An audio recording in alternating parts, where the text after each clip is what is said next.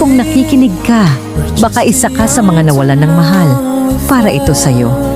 Alam mo, sa buhay, hindi talaga madali ang mawalan ng taong mahal mo, whether iniwan ka nila o kinuha na sila ng panahon.